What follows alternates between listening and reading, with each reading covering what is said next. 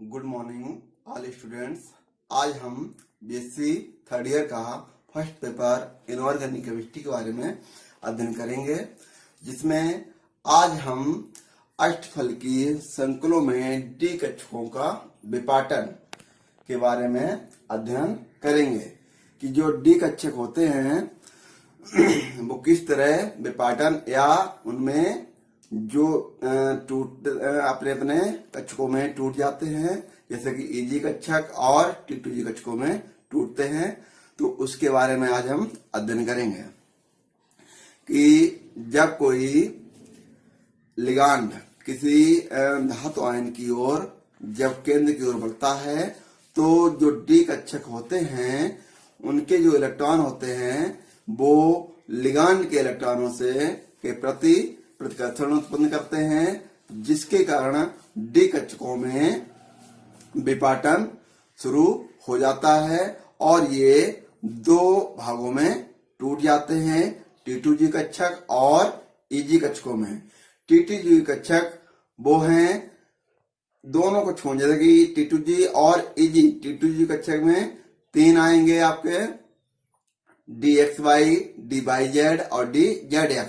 इसी पर जी कक्षक में DX² - Y² और DZ² आते हैं। तो ये जो पांच कक्षक हैं वो टी2जी और ईजी कक्षक में टूटते हैं। तो आइए हम देखते हैं यहाँ पर क्लस्टर क्षेत्र सिद्धांत के आधार पर डी कक्षकों का विपाटन। तो यहाँ देखते हैं संकुल निर्माण में लिगांड केंद्रीय धातु आयन की ओर बढ़ते हैं। लिगांड के प्रभाव से धातु आयन की डी कक्षकों का विपाटन हो जाता है। क्लस्टर क्षेत्र विपाटन केंद्रीय धातु आयन के चारों ओर लिगांडों की व्यवस्था पर निर्भर करता है। केंद्रीय धातु आयन के चारों ओर लिगांड अष्टफलकीय, चतुष्फलकीय या वर्गाकार समतलीय संरचना ग्रहण कर सकते हैं। धातु आयन के डी कक्षक, ये जो डी कक्षक हैं इनके पांच जो ऑर्बिटल होते हैं DXY, DYZ, DZX और DX² और DZ²। इन्हें हम क्या कहते हैं, हम दो प्रकार के विन्यास रखते हैं, जैसे कि टी2जी कक्षक और ईजी कक्षक। तो सबसे पहले यहाँ पर ये जो हमारे डी कक्षक होते हैं पांच, इनकी ऊर्जा समान होती है और ये तीन DXY, DYZ, DZX जो हैं इनकी ऊर्जा समान होती है। अभी तो इनकी सबकी होती है। ये टी2जी कक्षक कहलाते हैं और ये ईजी कक्षक कहलाते हैं। तो यहाँ पर हम देखते हैं कि जो हमारे ये दो भागों में टूटेंगे उन्हें हम अच्छी विन्यास और अच्छी विन्यास कहते हैं। तो सबसे पहले हम देखते हैं अच्छी विन्यास। तो इस प्रकार के विन्यास में डी कक्षकों की पालियां अक्षों की दिशा में निर्देशित होती हैं। इस प्रकार के कक्षक DX² - Y² तथा DZ² हैं। इन्हें ईजी कक्षक कहते हैं। इनकी ऊर्जा समान होती है। तो जो हमारे ये दो कक्षक हैं DX² - Y² और DZ², इनकी जो ऊर्जा होती है वो समान होती है और इन्हें हम ईजी कक्षक कहते हैं। जैसे कि हमने यहाँ पर रिप्रेजेंट किया है कि ये जो है अच्छी विन्यास, मतलब कि इनका जो शीर्ष होता है शीर्ष की ओर ये उन्मुख होते हैं। जैसे कि DX² - Y² कक्षक का जो स्ट्रक्चर बनेगा वो ये है और DZ² का जो होता है वो ये वाला है। तो इस तरह ये अच्छी विन्यास है। और इसके बाद हम देखते हैं अक्षीय विन्यास। इस विन्यास में कक्षकों की पालियां अक्षों के बीच होते हैं।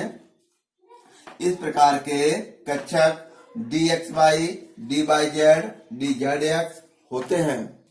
कक्षकों के इस समूह को टी2जी कक्षक समूह कहते हैं और इन कक्षकों को टी2जी कक्षक कहते हैं। इन तीनों कक्षकों की ऊर्जा समान होती है। जैसे कि हमने अभी अच्छी विन्यास देखा, अब हम अच्छी विन्यास देखते हैं। तो यहाँ पर जो ये तीन फिगर दिए हुए हैं उनमें ये dxy, dyz और dzx, इन तीनों कक्षकों को हम T2G कक्षक कहते हैं। तो यहाँ पर ये जो है हमारा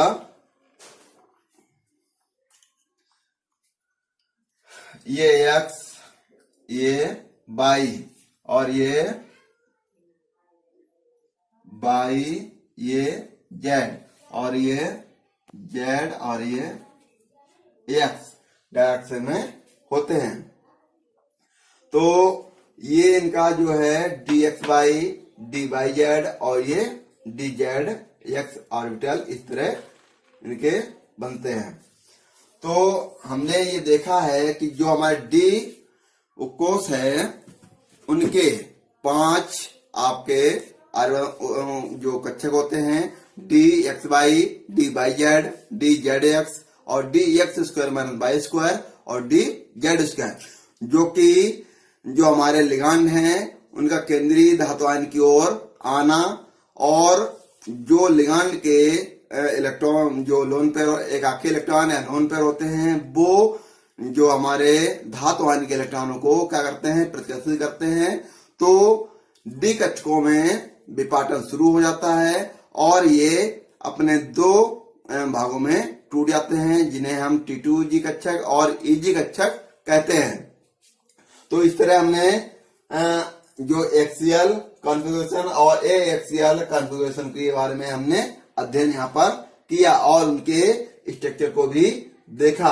अब ये जो है उनको जो हमारा T2G कक्षक और EG कक्षक जो हैं उनको हम एक ऑक्टाहेड्रल, टेट्राहेड्रल और जो है स्क्वायर प्लेनर के रूप में भी देखते हैं। तो यहाँ पर जो है स्प्लिटिंग ऑफ डी ऑर्बिटल की जो डी ऑर्बिटल है उनमें स्प्लिटिंग इलेक्ट्रॉनों की किस तरह होगी। तो सबसे पहले हम इस फिगर को समझते हैं।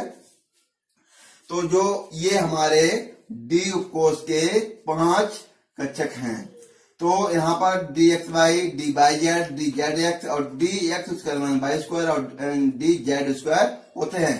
इनको हम यहाँ से अगर हम रिप्रेजेंट करें तो ये जो है हमारे EG कक्षक हैं और ये जो है हमारे T2G कक्षक हैं। तो ये EG कक्षक और ये T2G कक्षक, जब इनका स्प्लिटिंग या विपाटन जो टेट्राहेड्रल में होता है तो ये इनकी जो T2G कक्षक हैं ऊपर की ओर और EG कक्षक नीचे की ओर आते हैं। तो इनकी जो एनर्जी होती है या इनके बीच का जो गैप है वो क्या है, प्लस 0.4 डेल्टा टी। यहाँ पर टी जो है टेट्राहेड्रल को रिप्रेजेंट करता है। इसी प्रकार जो प्लस 0.6 डेल्टा टी है यहाँ पर भी टी जो है टेट्राहेड्रल को रिप्रेजेंट करता है। तो यहाँ पर ये जो कक्षकें हैं इन्हें हम EG कक्षक भी कह सकते हैं, EG कक्षक, और ये वाली T2G कक्षकें हैं। तो एनर्जी क्या होती है, lower to upper energy increase होती है यहाँ पर। तो ये जो स्प्लिटिंग हो रही है वो टेट्राहेड्रल में हो रही है। इसके बाद जब हम आगे इसको हम ऑक्टाहेड्रल में इसकी स्प्लिटिंग जब कराते हैं तो हम देखते हैं यहाँ पर कि जो हमारे EG कक्षक हैं वो ऊपर की ओर और T2G कक्षक नीचे की ओर आते हैं।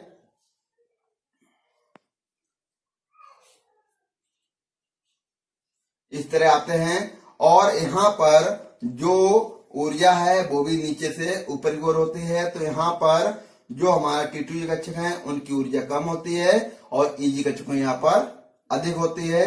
यहाँ पर जो T2G कक्षकों की ऊर्जा होती है -0.4 डेल्टा 0 और 0 ना पड़ गया, इसको O पढ़ेंगे, O यहाँ पर रिप्रेजेंट करेगा ऑक्टाहेड्रल को। यहाँ पर जो EG कक्षक की जो ऊर्जा होगी प्लस 0.6 डेल्टा 0, तो 0 भी यहाँ पर या O रिप्रेजेंट करेगा यहाँ पर ऑक्टाहेड्रल को। तो जब ये जो कक्षक हैं ये पूरा जो स्प्लिटिंग हुई है वो है ऑक्टाहेड्रल में, अष्टफलकीय संकुलों में ये स्प्लिटिंग होती है। इसके बाद यही जो इलेक्ट्रॉन है वो क्या करते हैं, यहां से पुनः स्प्लिटिंग हो जाते हैं। तो यहाँ पर ये जो D X square minus Y square है वो ऊपर की ओर और डी जेड स्क्वायर है वो नीचे की ओर आता है।